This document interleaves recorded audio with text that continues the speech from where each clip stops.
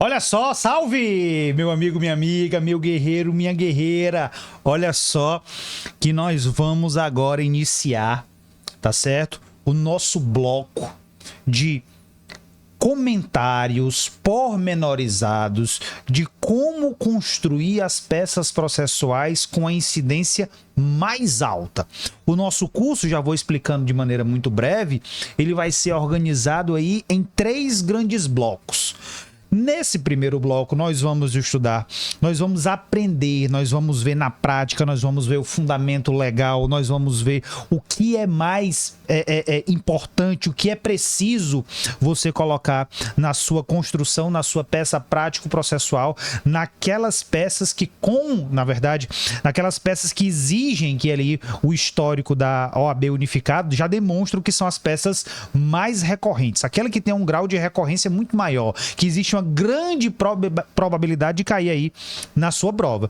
No nosso segundo bloco, nós vamos ver aquelas peças que têm uma recorrência intermediária, tá? Com uma baixa, melhor dizendo, com uma média adesão. E por último, claro, não menos importante, mas a gente deixa para o finalzinho, que são aquelas peças ou aqueles quesitos que são cobrados com um índice de incidência muito mais reduzido, são aquelas que caíram pouquíssimas vezes ou então nenhuma das vezes até então do exame da ordem unificado. Então, sem muita conversa, sem muito arrudeio, já tô lhe chamando para fazer parte do nosso maravilhoso grupo do Penal Sensacional, que para quem não sabe, para quem não conhece, esse curso que você adquiriu aqui é o curso de construção, é a mentoria para a segunda fase da UAB. Mas já vou te dizendo, não tem como construir boas peças, não tem como responder as questões com excelência se você não possui o básico, se você não possui a construção da disciplina. E lá no nosso curso, o Penal Sensacional,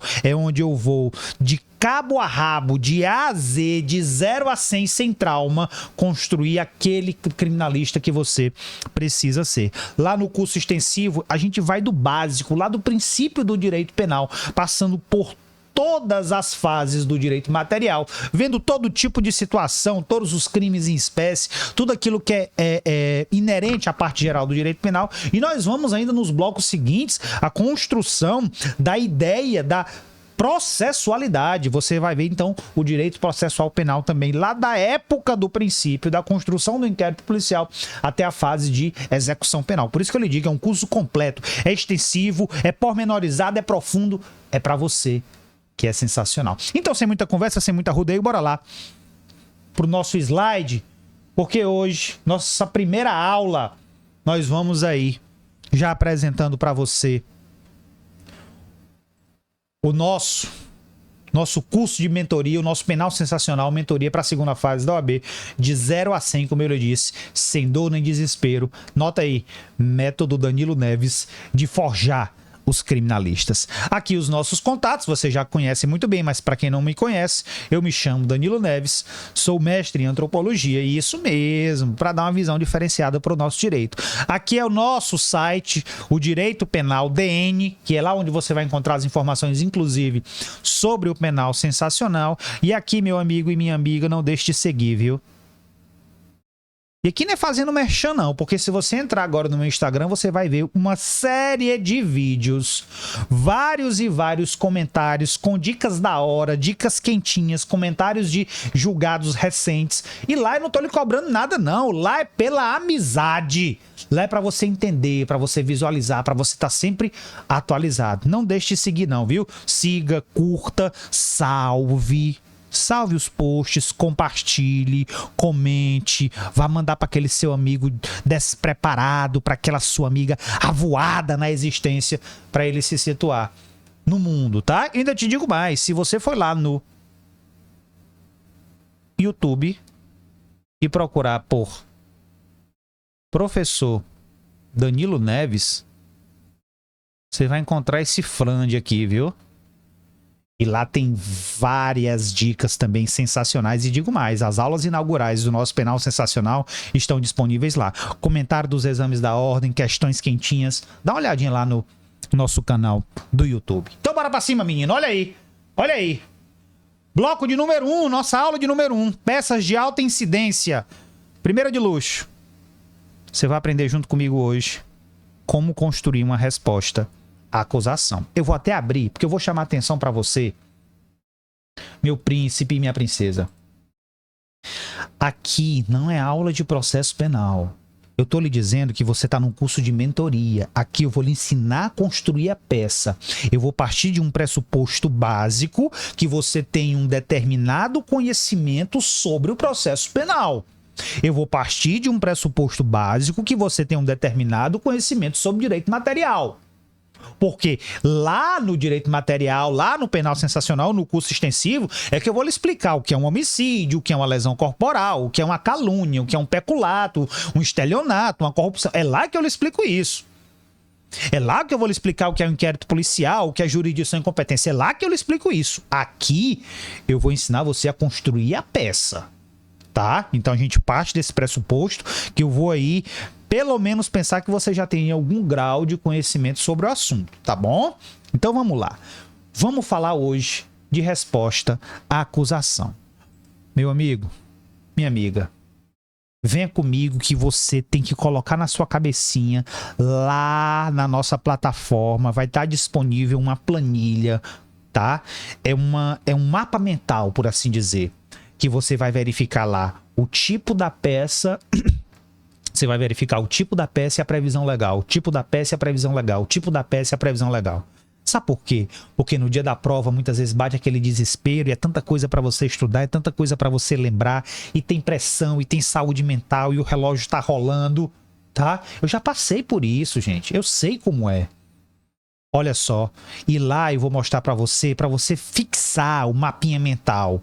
O tipo da peça e o fundamento. Sabe por quê? Porque tu vai com um fundamento na cabeça, a resposta à acusação tá no 396, resposta à acusação no 396.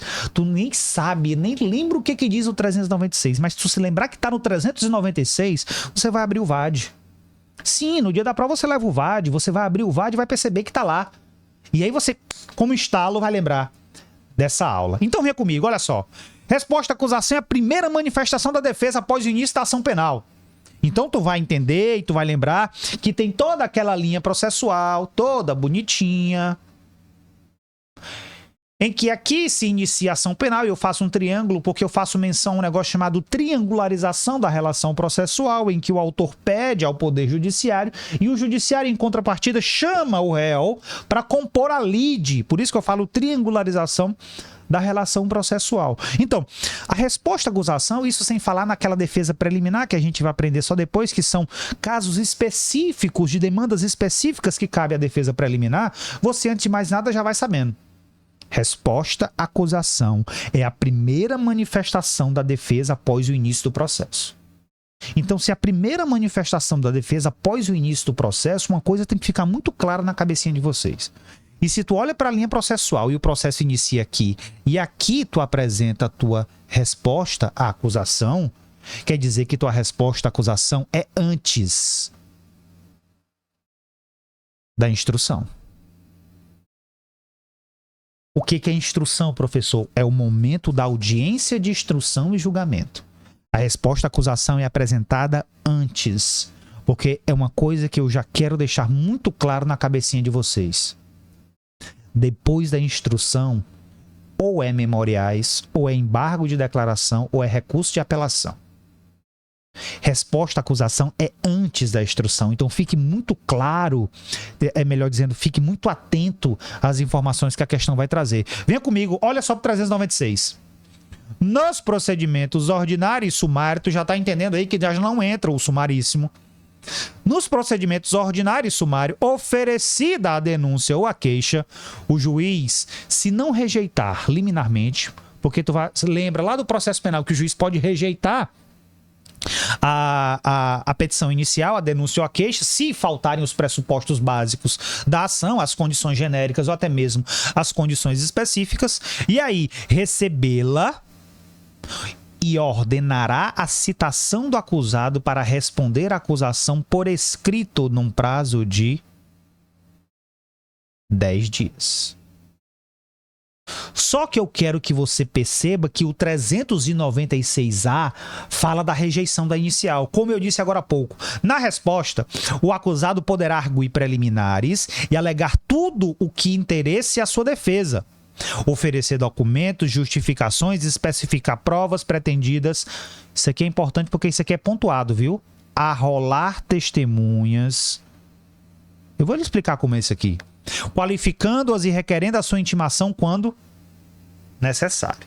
Então, tu já tem a posição legal, tu já tem um fundamento legal, que é o 396, é só no rito ordinário e no sumário, prazo de 10 dias, por escrito para tu oferecer a resposta à acusação, onde tu vai alegar preliminares e mérito. Tu vai alegar preliminares e mérito. Ele já está dizendo no 396, preliminares e mérito. Pois bem, seguindo adiante, veja que se eu falo na rejeição, uma das coisas que você deve arguir na sua resposta à acusação é justamente o quê? As causas de rejeição. E aí tu volta os olhos para o 395. A denúncia ou a queixa será rejeitada. Como assim, professor? O juiz já não poderia ter feito isso no momento em que ele analisa a petição inicial? Sim, poderia, mas muitas vezes passou desapercebido, o juiz não o fez, e aí você vai lá e larga a mão na resposta à acusação. Na resposta à acusação, sim, você pode arguir que a petição é inepta, que falta pressuposto processual ou condição da ação, ou então que falta até a justa causa. Porque o juiz poderia ter verificado isso no momento em que ele decidiu receber a inicial, mas ele não o fez. E se ele não fez, e você percebe que falta pressuposto processual, falta justa causa, meu rei, minha rainha, você já larga, ó.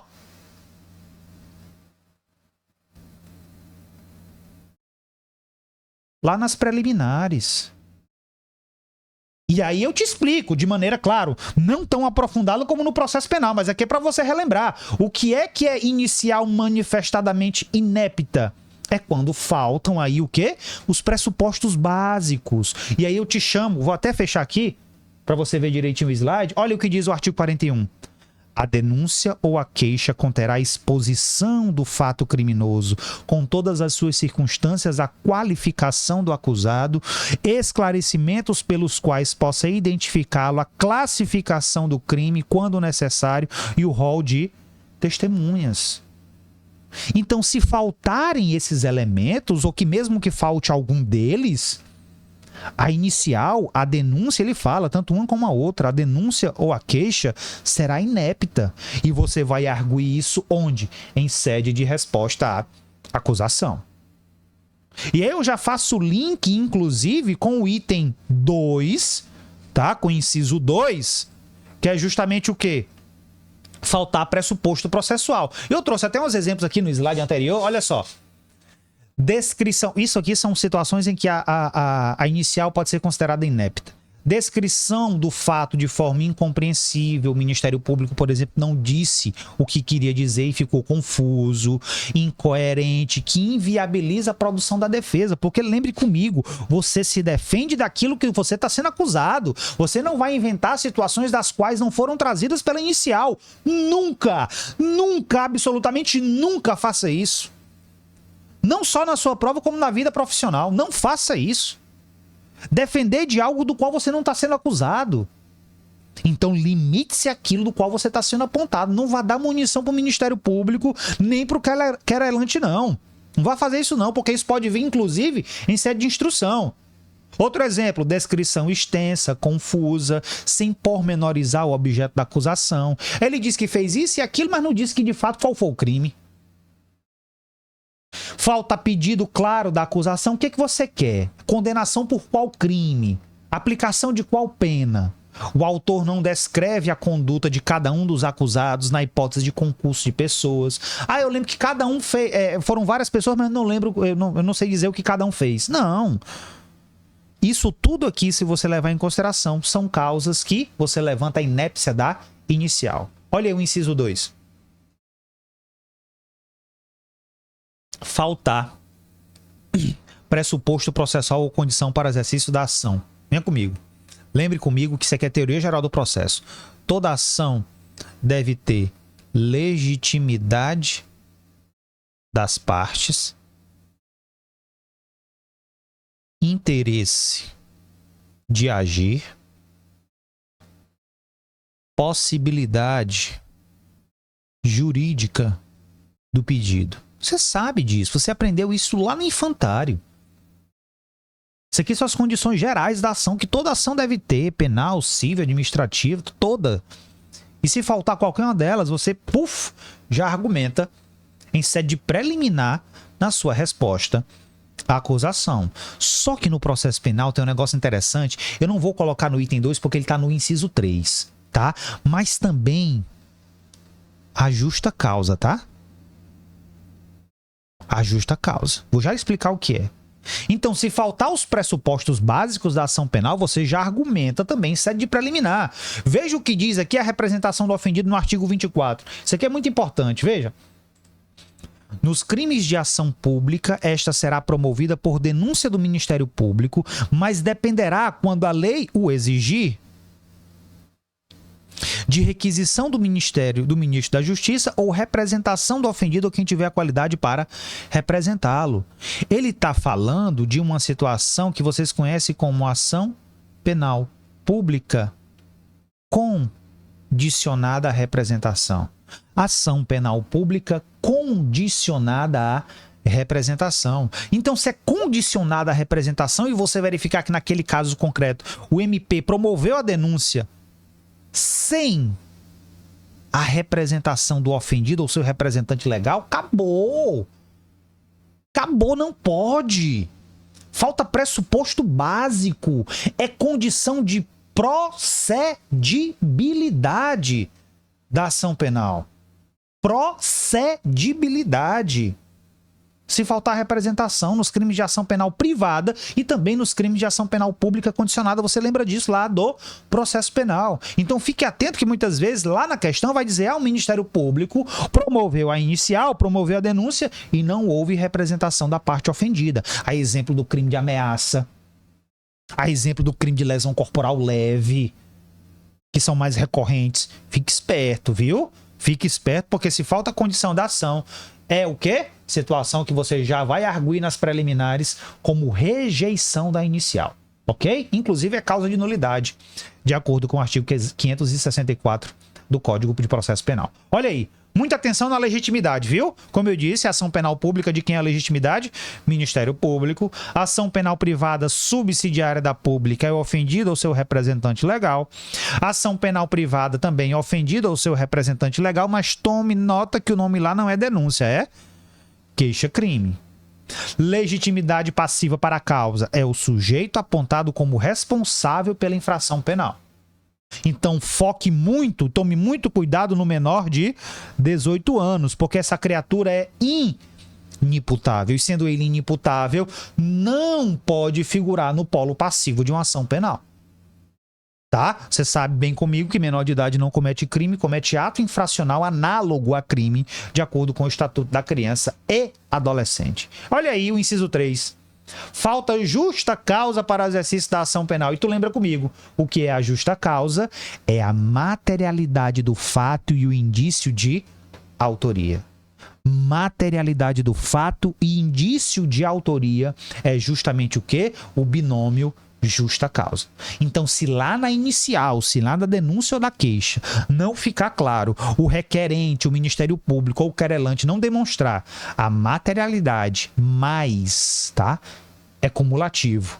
O indício suficiente da autoria, não há justa causa. Se não há justa causa, é inépcia da inicial. E se a inicial é inépcia, você pede o quê? A rejeição dela. Pede a rejeição, inclusive é causa de nulidade também. Lembrando que o indício não quer dizer certeza, porque tu aprendeu lá no passado que indício nada mais é do que um apontamento, uma desconfiança, porque certeza o sujeito só tem após o trânsito em julgado da sentença. Muito cuidado, viu? Muito cuidado, fique esperto com todos esses detalhes. Aqui eu trouxe alguns exemplos para você se situar. Por exemplo, a autoria localizada a partir da prova ilícita.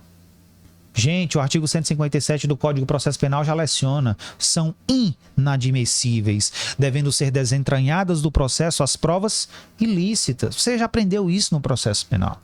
Então, se a prova é ilícita, falta materialidade. Se falta materialidade, é inépcia da inicial. Muito cuidado com as informações que são colocadas na questão.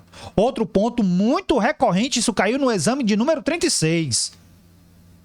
Ausência de realização de exame de corpo de delito. Eita, isso aí eu lembrei agora, professor. Pois lembre. Crime material que deixa vestígio, realização do exame de corpo de delito é obrigatória. Leciona o artigo 158. Quando a infração deixar vestígio, o que é isso, professor? Crime material.